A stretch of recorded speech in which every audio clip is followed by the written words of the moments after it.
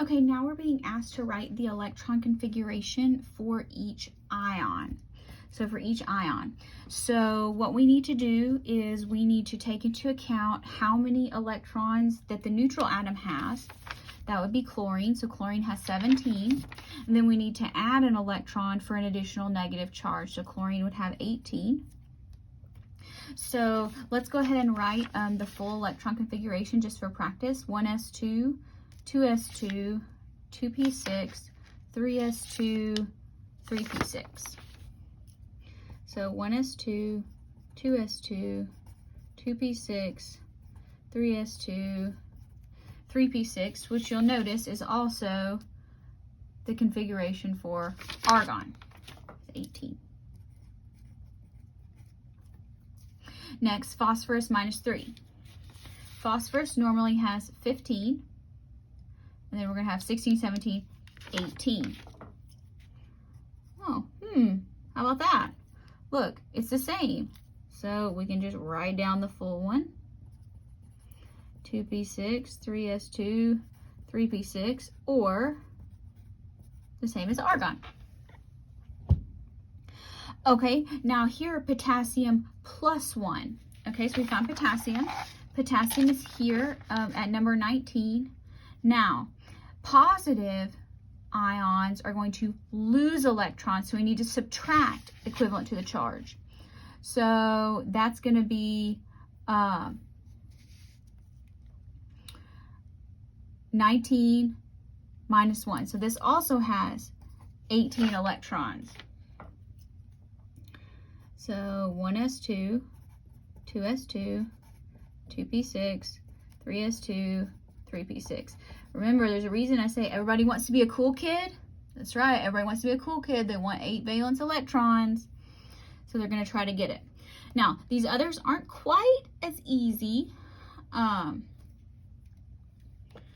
So here we have molybdenum. Here it's going to be right here. All right, so it's got 42. And then we're going to take away 3. But now when you're in with these transition metals, you need to be really careful. So the way to do this would be to write the full electron configuration. Why is that not in focus right now? There it goes. Full electron configuration, and then we'll start taking things away. So molybdenum, actually, you know what? I'm going to write this abbreviated just for this. So we're going to be krypton to get us to the 4th row. It doesn't say full or abbreviated, so I'm just going to do that. Okay, so then it would be 5s2, so let me write that, 5s2, 4d, 1, 2, 3, 4. All right, now remember, these transition metals always lose from the highest energy level. That's going to be the S's. So we got to pull off 3, so we lose these 2. So I usually just indicate that as 0. And we need to take off 1 more. So that's how it's going to come off. So you just have to be a little bit careful on some of these cations when you're taking them off. All right, so now for vanadium. Vanadium is here in the 4th row.